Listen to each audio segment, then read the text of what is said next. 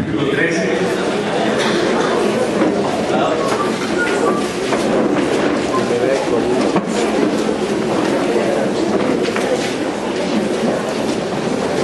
Primera de Corintios, capítulo 13, verso 11.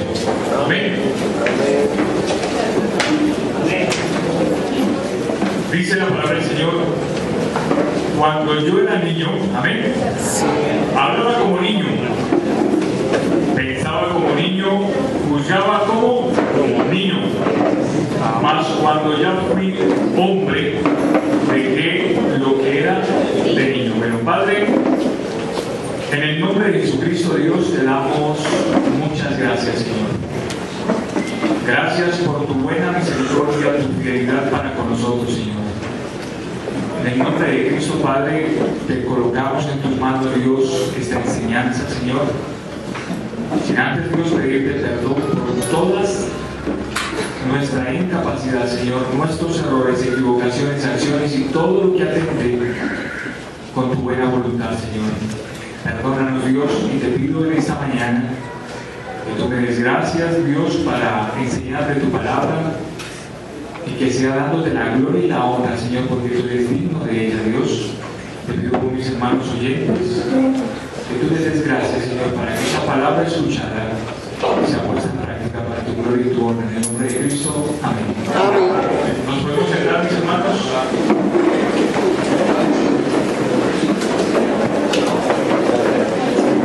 Bueno, iglesia, escuchaba la oración del pastor Lorenzo y él oraba por el crecimiento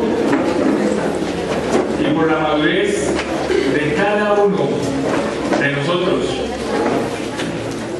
Y en esta mañana Dios permite hablar al respecto del crecimiento y la madurez que como cristianos debemos tener para con Dios. Y la madurez empieza cuando usted y yo recibimos a Jesucristo como Señor y Salvador. También la madurez es vivir bajo el punto de vista de Dios, no bajo el punto de vista humano. Amén. Leíamos en la porción bíblica: cuando era niño, yo pensaba, hablaba, juzgaba como niño. Pero en este momento dice: ya soy un hombre en el Señor, una dama en el Señor, un joven en el Señor, un niño en el Señor. Y ya yo no pienso como pensaba tiempos atrás. De igual forma, la madurez y el crecimiento es un proceso continuo, día a día.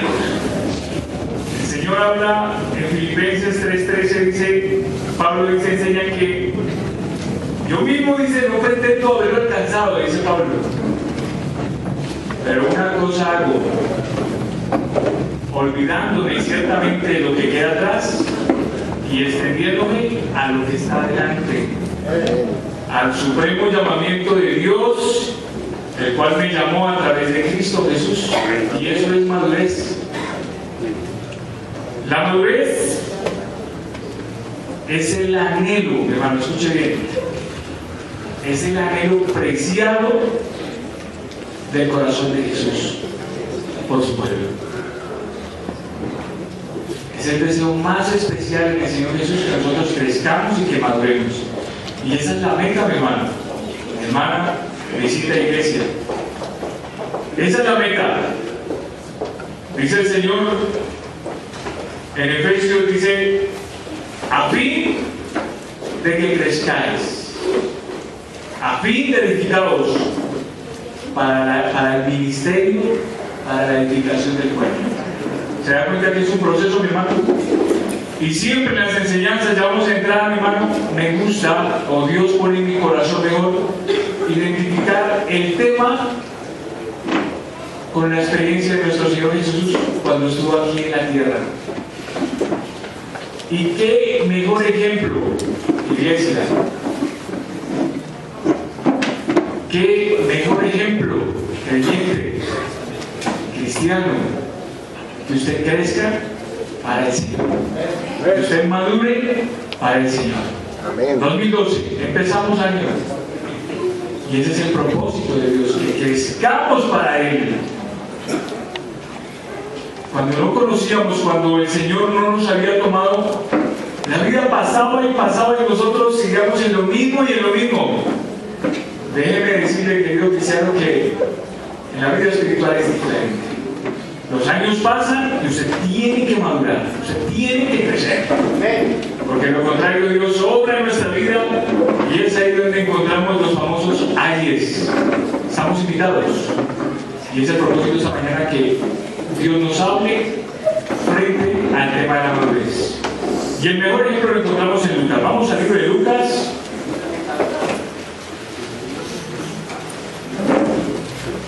Capítulo 7,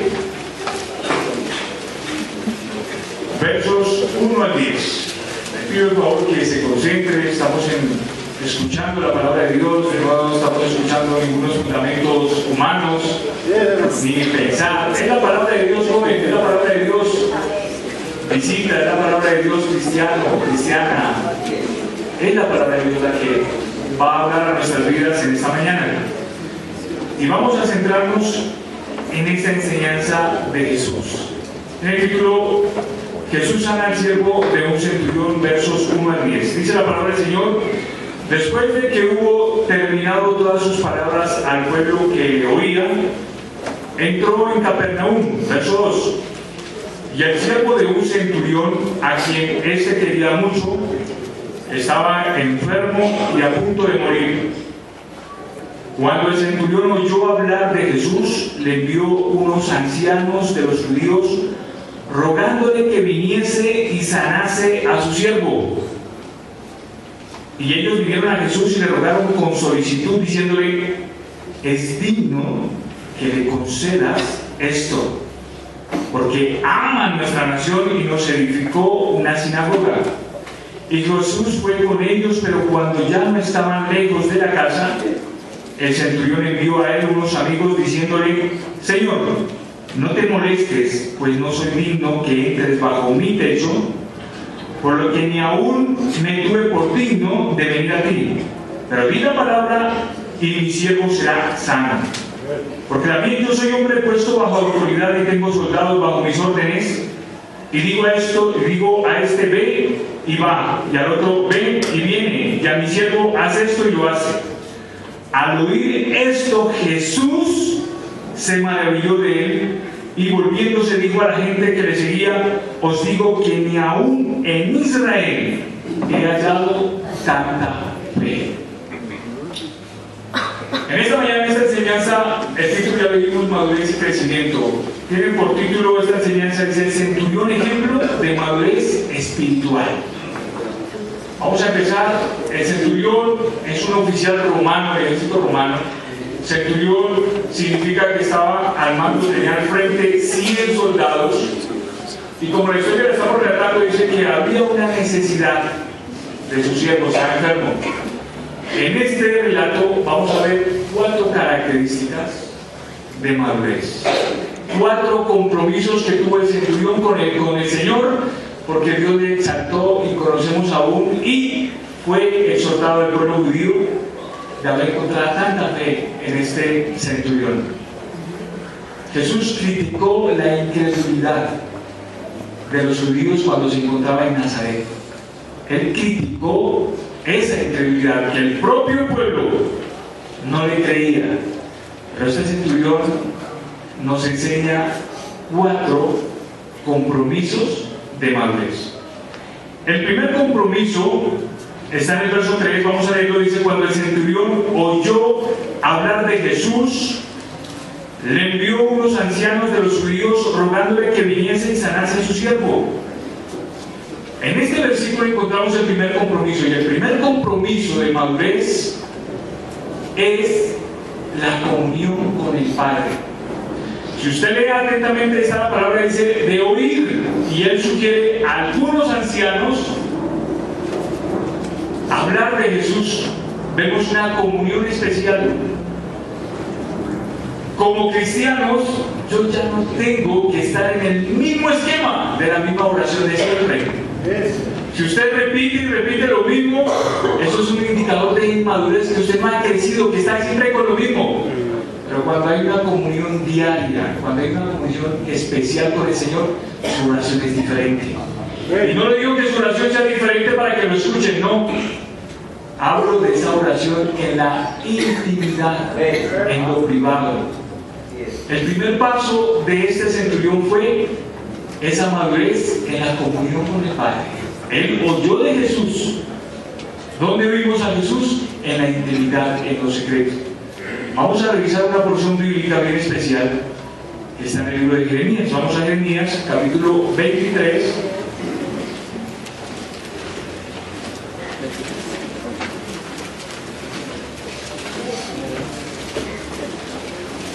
Verso 18.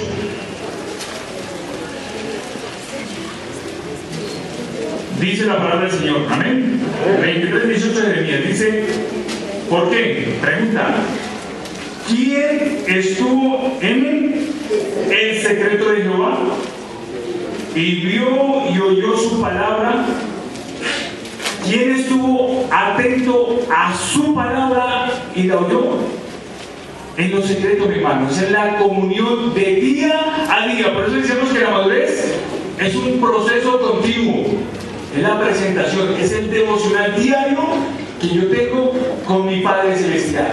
Y qué gran ejemplo del Señor Jesús cuando Él dependía de su Padre Celestial. Antes de llegar a la luz del día, Jesús, nuestro amado Señor y Salvador, se preparaba para recibir ese día en oración. Si usted lee los evangelios y dice que Él bajaba del monte de orar, y cuando venían los inconvenientes, ¿qué inconvenientes venían? Cuando aquellos gentiles, aquellos incrédulos acusaban a sus propios apóstoles de que ellos no habían podido sanar al endemoniado, que no habían podido sacar ese espíritu, y Jesús se enfrentaba a esas acusaciones de aquellos apóstoles. Pero ya la situación era diferente, porque Jesús ya venía preparado, venía orado para afrontar esos inconvenientes que se venían. De igual manera, hoy en día, cuando nosotros dependemos día a día del Señor, ya entendemos que lo que nos sucede, lo difícil que nos sucede en el día, es propósito de Dios. Y eso difícil, Señor lo transforma en bendición. Tenemos que depender, y el centurión nos enseña la gran dependencia de la comunión con el Señor. Dice, porque ¿quién estuvo en el secreto de Jehová y vio y oyó a su palabra? Cuando usted, mi hermano, mi hermana, depende del Señor, usted ve, escuche bien, ve y oye la voluntad de Dios para su vida. Amén. Amén. ¿Quién estuvo atento a su palabra y la oyó? Son preguntas de reflexión, decir, escucho la palabra de Dios, escucho la voluntad del Señor, aún en esta misma enseñanza estoy viendo la voluntad de Dios para mi vida. ¿Eso lo sabe usted? Yo no. ¿Y sabe qué le digo frente al grado de comunión que Dios nos permite tener? No depende de Dios. Esa comunión depende de cada uno de nosotros. Dios no determina la comunión, nosotros somos lo que determinamos la comunión. Yo decido si yo dependo del Señor o no dependo. Yo decido si esa circunstancia está en manos del Señor o no lo está. Yo decido si busco afanosamente a mi Señor o no lo hago. Yo soy el que decido. Dios nunca decide, Dios lo invita, pero usted es el que decide tener esa comunión con el Señor.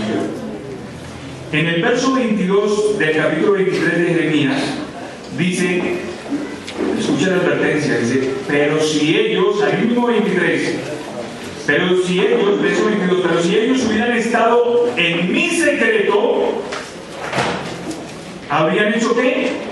Oír mis palabras a mi pueblo. Ah,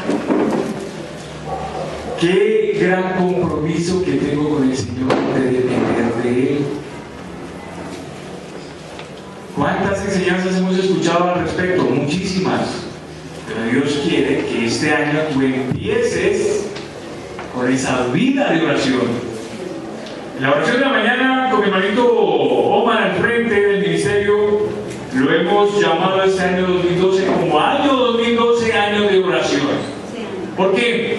Porque yo tengo fe, mi hermano, que Dios va a hacer grandes cosas en mi vida, grandes cosas en la iglesia, no por las palabras que yo diga, sino por la fidelidad de Dios para con su pueblo. Por eso es necesario que usted sea responsable y se comprometa con la oración. El libro de Ezequiel, mi hermano, capítulo 8, 9 y 10, habla acerca de la presencia de Dios. Y en esos 3 capítulos habla que la presencia del Señor estuvo en el norte, estuvo al sur, estuvo al oriente, al occidente del templo de Dios. Al final del capítulo 10 de Ezequiel dice que esa presencia abandona el templo de Dios. En el Antiguo Testamento hasta ahí llega la presencia de Dios sobre el pueblo de Israel, sobre el templo. En el Nuevo Testamento cristiano, querido y amigo cristiano, esa presencia, ese poder del Señor aparece en el nacimiento de nuestro Salvador Jesucristo. Vemos la presencia del Señor. La muerte de nuestro querido Salvador, al tercer día, la resurrección, vuelve otra vez la presencia del Señor sobre la tierra. Jesús es levantado, observado, y él dice: pero recibiréis poder cuando haya venido sobre vosotros el Espíritu Santo, y me seréis testigos en Judea, en toda Samaria, en Jerusalén, hasta lo último de la tierra. Y vuelve otra vez la presencia, esa presencia de Ezequiel viene a Pentecostés. Y en este momento presente, mi hermano, no lo dejaré solos, os enviaré el Consolador, el cual los llevará a toda la verdad. Y en este momento, ¿sabe qué? Ese Shekinah, esa presencia del Señor está en este momento en cada uno de mis hermanos. Puedo decir espiritualmente que yo estoy viendo la presencia del Señor en cada uno, porque el templo del Espíritu somos. Se da cuenta que la primera responsabilidad que usted tiene, el gran compromiso es el depender del Señor. Si usted no muere, mi hermano, ¿cómo hacemos para quitar esa presencia del Señor? Difícilmente, porque Dios lo ha entregado todo. Difícilmente, porque Dios no nos ha dado el Espíritu por medida. Difícilmente, mi hermano, porque tenemos un espíritu de poder, de amor y de dominio propio. Que se apague el Espíritu es una cosa diferente, pero estamos llamados, iglesia. El centurión dependía del Señor, por eso a él acudía. Amén. Amén. La primera es el primer compromiso de la comunión por Dios. Y ya sabe la responsabilidad. Lo que usted tiene en su vida es el Espíritu Santo. La representación de Dios aquí en la tierra. Mientras esté el Santo Espíritu de Dios, usted tiene ese compromiso de depender del Señor, y por eso este centurión dependía del Señor. Volvemos a Lucas 7, que es el texto que vamos a tenerlo presente, y vamos a seguir con el segundo compromiso. El segundo compromiso, vamos a leer 4 y 5, versos 4 y 5, y dice: y ellos que vinieron a Jesús, estamos hablando de los ancianos, y escuche, dice: y le rogaron ¿con qué? Con solicitud, diciéndole: este es digno de que le concedas esto. El segundo compromiso de este centurión es el motivo correcto de la madurez. Y yo le pregunto, iglesia, ¿cuál es el motivo correcto suyo para con Dios? ¿Por qué le sigue a Dios? ¿Por qué cree que es el llamado de Jesús a que usted y yo maduremos y crezcamos espiritualmente? El llamado es para todos. No para ustedes, es para todos. La madurez, Pablo lo dijo, yo mismo no pretendo haberlo alcanzado. Él no llegó al estado total de la madurez. Pero siempre vemos en la vida de Pablo que él dependió día a día del Señor. El motivo correcto que me anima a seguirle, que me anima a crecer, está en el verso 5. Dice: es digno que le concedas esto porque ¿qué? Ama a nuestra nación y nos edificó una sinagoga. El motivo correcto por el cual usted tiene que madurar, hermano, es el amor por el Señor Jesucristo. ¿Qué lo hace feliz a usted el venir a la iglesia? ¿Qué le hace feliz a usted servirle? ¿Cuáles son los motivos por el cual usted sirve al Señor? ¿Son motivos diferentes al del amor por Cristo? ¿Le sirvo al Señor porque me siento bien en la iglesia? ¿Porque tengo buenas relaciones con muchos hermanos y familias de acá de la iglesia? ¿Porque quiero tener una buena posición de autoridad? ¿Ese es el motivo correcto por el cual usted desea servirle y desea madurar para el Señor? No, hermano. Lo que realmente lo debe hacer feliz es porque usted ama a Jesús, mi amado. En circunstancias difíciles yo amo a Jesús y ese es el motor de mi vida y eso es lo que me anima a seguir adelante. De que tengo problemas en la iglesia, pero no me desanimo, yo sigo adelante porque amo y es lo único que a mí me hace feliz, es servirle al Señor, servirle a Dios hasta la muerte. Yo mismo no pretendo haberlo alcanzado, seguiré sirviéndole hasta la muerte. Ese es el motivo correcto por el cual estamos obligados, responsables, el deber de seguir adelante con el Señor y con la madurez y el crecimiento que Dios quiere. Qué especial es sentirse en medio o alrededor de personas que verdaderamente aman a Dios. ¿Cómo creen que se siente un ministerio respaldado por aquellos miembros que aman verdaderamente a Jesús? ¿Se siente bien? ¿No se siente bien? Pero qué difícil es cuando hay personas que no se comprometen, que no tienen la madurez suficiente, que no tienen el crecimiento suficiente para contar con aquellas personas, para contar con aquellos miembros. Segunda característica, el compromiso del motivo correcto para con Dios. El centurión tenía ese compromiso porque dice que amaba a la nación. Y lo que sigue dice: y nos edificó una sinagoga. Ahí vemos un compromiso por la obra de Dios. Este hombre invirtió para la obra del reino de los cielos. Este hombre se despojó de lo que tenía y lo entregó para beneficio de la obra del Señor. Ahí vemos un compromiso y un llamado de amor total. Y por eso estos ancianos le decían: es digno, le decían a Jesús, es digno, Jesús, que tú le concedas esta necesidad frente a la sanación de su siervo. Él es digno, Él es digno.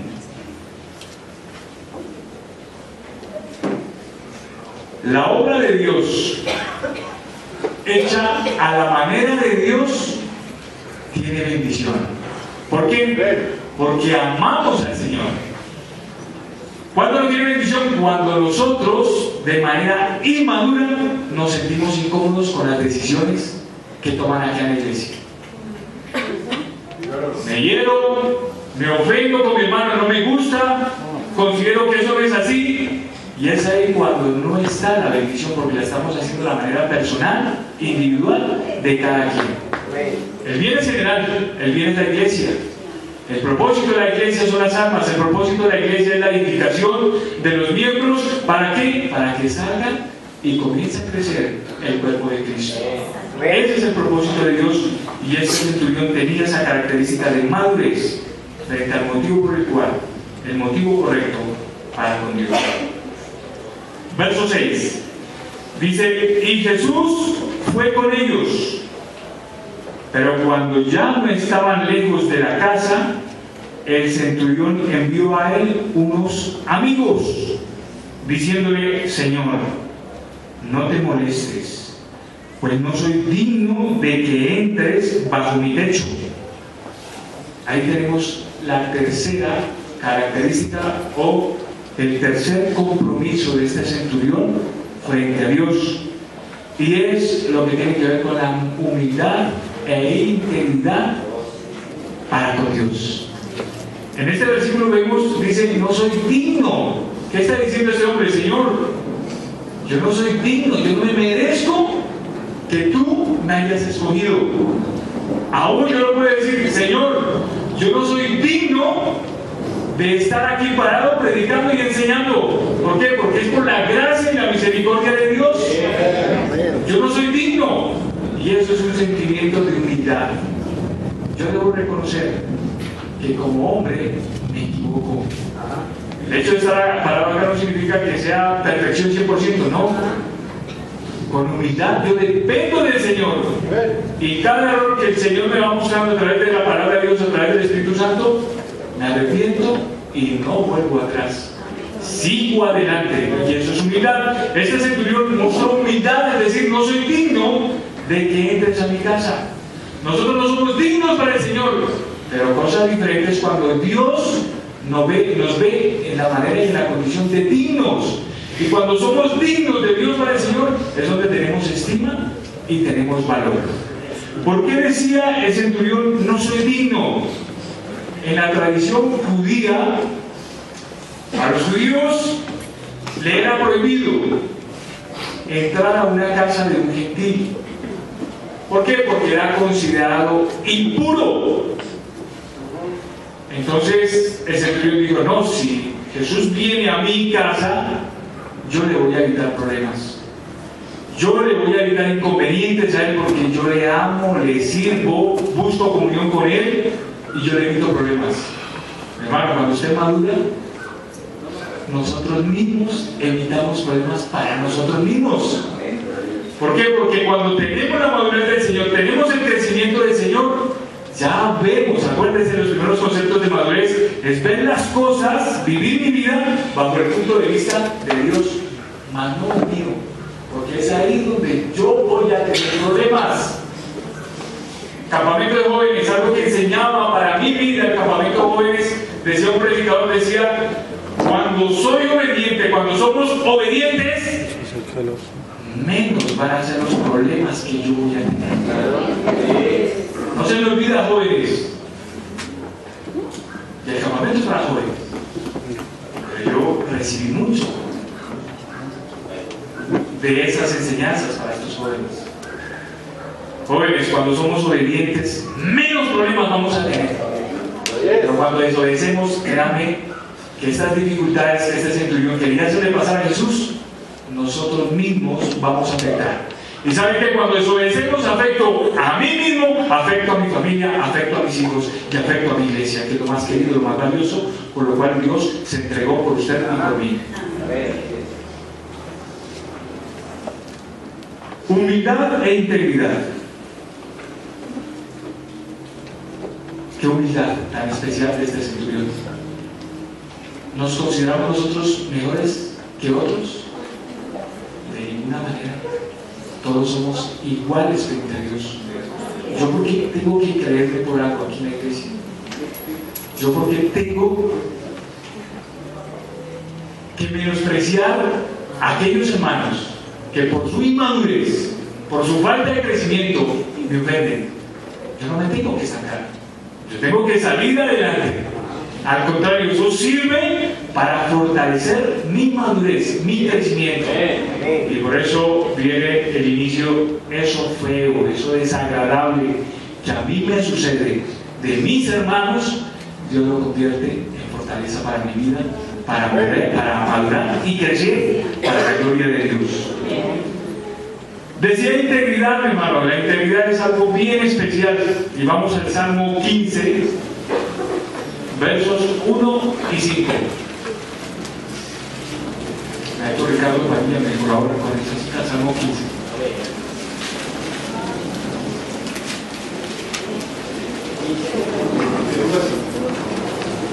Amén. Salmo 15, 1 al 5. Dice la palabra de Dios. Jehová, ¿quién habitará en tu tabernáculo? ¿Quién morará en tu monte santo? El que anda en integridad y hace justicia, y habla verdad en su corazón. El que no calumnia con su lengua, ni hace mal a su prójimo, ni admite reproche alguno contra su vecino. Aquel a cuyos ojos el vil es menospreciado, pero honra a los que temen a Jehová. El que aún jurando en daño suyo, no por eso cambia. Quien su dinero no dio a usura, ni contra el inocente admitió cohecho. El que hace estas cosas no resbalará jamás. Amén. Este salmo de 5 versículos, una palabra resaltada: integridad. Amén. Y la característica del centurión era humildad e integridad. ¿Qué significa integrar, hermano? Integrar significa, escuche bien, unir dos o más tres cosas para hacerlo integral. Y cuando estas cosas se separan, viene el antónimo, se desintegra. Cuando yo escucho la voz de Dios, como acá el centurión oyó a Dios, y hago lo que la voz dice, me convierto en una persona integral o íntegra. Yo oigo y hago. El Señor me dice a mí en la palabra de Dios que yo soy cabeza de hogar, que yo soy el pastor de mi familia, que yo soy el líder espiritual. Y si yo no lo hago, pues mi personalidad está desintegrada. Cuando me dice que yo como varón tengo que tratar como vaso más frágil a mi esposa, es la voz, y no lo hago, me desintegro, no crezco, no maduro. Si el Señor también a mí me dice en esa voz, me dice que criar a vuestros hijos en disciplina y amonestación, y no lo hago, me desintegro. Mi personalidad, mi carácter de Jesús no está en mí, porque es lo que me enseña la palabra de Dios. Pero cuando yo uno a esos dos elementos, es donde el crecimiento se va viendo y agrada al Señor. Qué difícil es saber de que yo entre más escuche, menos hago. Entre más escucho, menos hago. Y sabe que voy buscando un abismo más grande y más grande para que mi carácter se desintegre totalmente. Y es ahí cuando nos convertimos en cristianos de doble ánimo. Dice que el cristiano de doble ánimo es que inconstante. Y es ahí cuando no vemos madurez en el cuerpo de Cristo.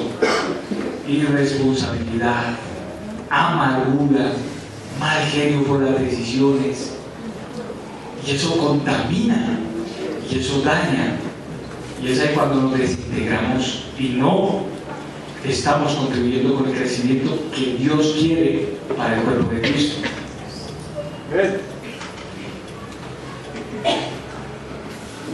Y Jesús fue con ellos, verso 6, pero cuando yo no estaba lejos de la casa, el centurión envió a él unos amigos diciendo: Señor, no te molestes, pues no soy digno que entres bajo mi techo. Verso 7, y vemos la última posición o compromiso del centurión. Dice el verso 7 y 8, vamos a leerlo, dice: porque lo que ni aún me tuve por digno de venir a ti, pero di la palabra y mi siervo será que sano. Ah, mi hermano, qué característica tan especial de este hombre. Y vemos un compromiso de fe y santidad. Fe y santidad, hermano. Y por eso Jesús admiró la obra de este capitán romano centurión y le exaltó. Verso 8, porque también yo soy hombre puesto bajo autoridad y tengo soldados bajo mis órdenes, y digo a esto, ve y va, y el otro ve y viene, y a mí, siervo, haz esto y lo hace. La cuarta característica es la posición de fe y santidad. Fe y santidad.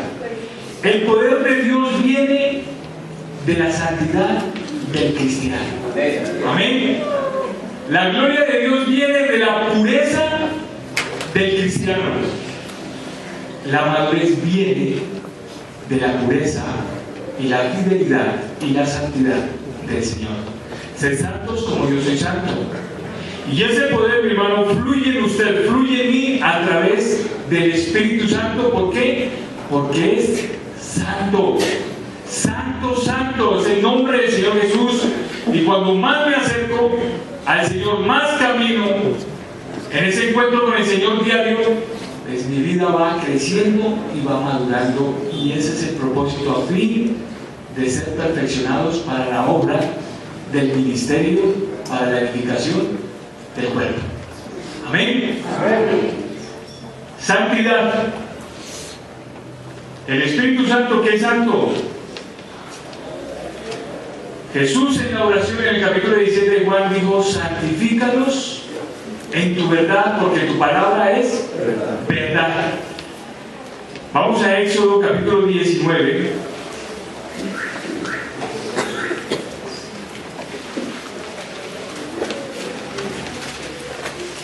Éxodo capítulo 19, versos 10, 11, 12 y 13. Vamos a leerlos. Dice, y Jehová dijo a Moisés, ve al pueblo, santifícalos hoy y mañana y laven sus vestidos. Dice, y estén preparados para el día tercero, porque el tercer día Jehová descenderá a ojos de todo el pueblo sobre el monte de Sinaí. Y escucha, dice, y señalarás término al pueblo en derredor, diciendo, guardaos, no subáis al monte ni toquéis sus límites. Cualquiera que tocar el monte de seguro morirá. No lo tocará mano, porque será apedreado, aseteado, sea animal o sea hombre, no vivirá. Cuando suene largamente la bocina, subirán al monte. Frente a la santidad, Dios a través de Moisés le estaba poniendo límites, términos a ser santos. Dios le dijo al pueblo de Israel que se estuviera en la parte vertical, en la parte plana de esa montaña y que no subiera. Y es ahí cuando vemos esa comunión tan especial de Moisés con el Señor. Comienza a subir el monte Sinaí y entre más se acercaba, más veía la gloria de Dios y más santidad buscaba, y Dios más guardaba a este hombre. Cuando él retorna de esa presencia, de la gloria de Dios, de la santidad con el Señor, encuentra al pueblo totalmente desordenado a causa de la rebeldía, de la idolatría, de los propios pensamientos de su propio pueblo. Por eso Dios de antemano le había puesto límites y términos a esa santidad. Pero en este momento, mi hermano, Dios no nos ha puesto términos. Dios siempre nos está animando a que seamos esos santos, a que crezcamos para la gloria de Dios, a que vivamos con un motivo bien especial en mi corazón, es hasta que el día que Dios me llame a su presencia, le serviré. Aún no habiendo alcanzado la madurez total por las imperfecciones, pero yo día a día me esfuerzo por crecer para el Señor y madurar, como vemos las características y los compromisos de este siervo, de este centurión. 4 compromisos.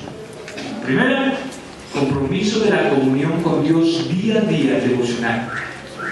Segunda característica, el motivo verdadero, que es el amor por Dios, amar a Dios sobre todas las cosas. El tercer compromiso es la humildad y la integridad como siervo de Dios. Y la cuarta es la santidad y el compromiso de fe. El libro de Hebreos en 11:3 dice que por la fe entendemos, que por la fe creemos. Para estar en la madurez, como lo estuvo el centurión, debemos permanecer creyéndole a Dios. Esta enseñanza habla su vida en cualquier área que usted ha estado. Hablamos de los compromisos que hemos hablado y que hemos elevado en oración a nuestro Señor Jesús. Recuerdo los compromisos que hicieron los jóvenes en el campamento, en las 3 cruces, en las 2 cruces. Recuerdo el compromiso de los jóvenes con mi hermanito Diego. Escuchaba la oración de aquellos 2 jóvenes que se levantaron, animaron a los jóvenes de la Iglesia Bíblica Bautista de Azúa al compromiso para este año 2012. Y en el trayecto del 2012 se va a saber si usted es maduro y responsable en ese compromiso que usted le hizo a Dios. Y jóvenes, valoren lo que Dios hace por sus vidas. Jóvenes, ustedes son los más privilegiados aquí en la iglesia de recibir esa preciosa palabra del Señor y que yo crezca en estos tiempos tan especiales y tan difíciles, y que mi estabilidad emocional, mi estabilidad espiritual sea digna de confianza y de crecimiento para la gloria y la honra del Señor. Quiero terminar con algo especial frente a la santidad y lo que Dios hace, y es el ejemplo de la almeja. La almeja es un molusco, averiguado con la hermanita Patricia, y me decía que esta almeja, mi hermano, tiene algo bien especial frente a la santidad, que nos habla espiritualmente a nosotros como cristianos. Si la podemos apreciar ahí, está al frente, ¿la tienen ahí? No. ¿Sí la tienen ahí? Sí. ¿No? Bueno, les sigo hablando de la característica de esta almeja. Es un molusco comestible y vive, dice, en los litorales del mar. Se hablaba con la Patricia, ya me enseñaba que el litoral es donde reposan todas las basuras y desechos que van al mar. Y esta almeja, mi hermano, a su alrededor tiene lodo, tiene basura, tiene contaminación. Ahí la tienen, ¿no? Y sabe lo especial, si usted mira alrededor de la concha donde está la almeja, vemos como una parte oxidada, ¿cierto? Ese es el producto de la contaminación que tiene a su alrededor en el mar. Y sabe que Dios nos llama almejas como cristianos. Estamos rodeados de un mundo impuro, de un mundo cruel, de un mundo terrible para nuestros jóvenes, aún para nosotros. Hasta cuidado debemos tener nosotros varones con nuestros ojos frente al sexo femenino. Pero ¿sabe cuál es el llamado? A que seamos santos y permanecer puros. La almeja, mi hermano, en la parte interna permanece impura. Permanece, mi hermano, limpio de todo germen, de toda contaminación. Y es ahí donde vemos el poder de la santidad en la madurez del cristiano. Así estamos llamados. ¿Que hay disculpas? No se aceptan disculpas, hermano. El poder de Dios es grande. ¿Que hay modas? No hay disculpas. ¿Que hay tecnología? Va a haber mucha santidad. No me la va a impedir de ninguna manera. Finalizo, vamos al libro de Gálatas 5, 16 y 17.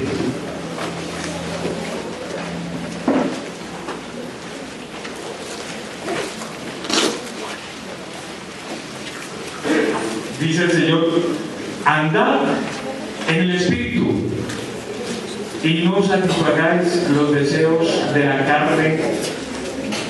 5, 16 y 17 de Gálatas. Andad en el Espíritu y no satisfagáis los deseos de la carne, porque el deseo de la carne es contra el Espíritu y el del Espíritu es contra la carne, y estos se oponen entre sí para que no hagáis lo que quisierais. El propósito de Dios es que nosotros crezcamos y maduramos.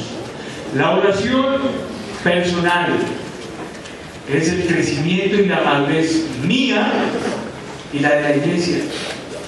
¿Por qué? Porque ahí está la bendición de Dios, ahí está el poder de Dios. Podemos hablar de la inmadurez y podemos tocar tantas historias de la palabra del Señor, donde nos indica la manera inmadura, en cómo nos vemos reflejados, nos vemos identificados en ese momento. Hay momentos donde uno no entiende las cosas. En este momento veo oscuramente, veo como espejo, dice Pablo, oscuramente. Dice, pero más, cuando llegue ese día, veré cara a cara.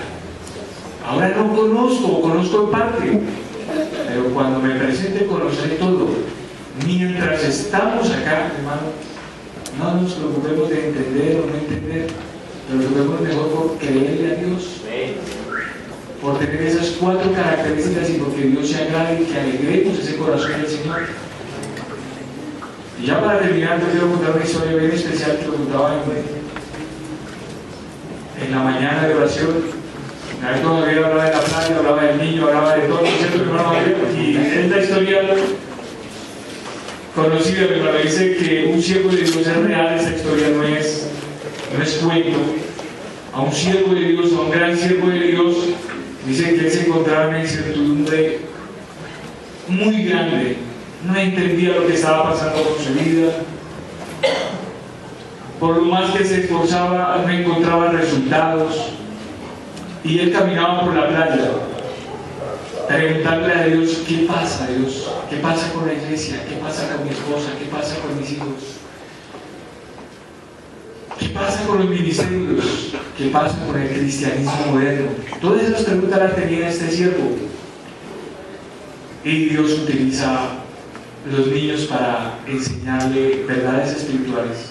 Dice que había un niño en la orilla del mar, había cavado un hoyo, un hueco, y tan pronto la marea se acercaba, él cogía el agua y llenaba ese hueco. Cada vez que se acercaba la marea, cogía agua y la llenaba en ese hueco. Y ese siervo de Dios lo observó y le dijo, niño, ¿qué haces? Y el niño le dijo, quiero meter el mar en este hueco. El siervo le dijo, no seas tonto, eso es imposible. Y este niño le dice, pues tú eres más tonto que yo, porque tú quieres meter toda la sabiduría de Dios, todos los pensamientos de Dios en esa cabecita, en esa cajita tan chiquita, y no entiendes cuál es el propósito de Dios.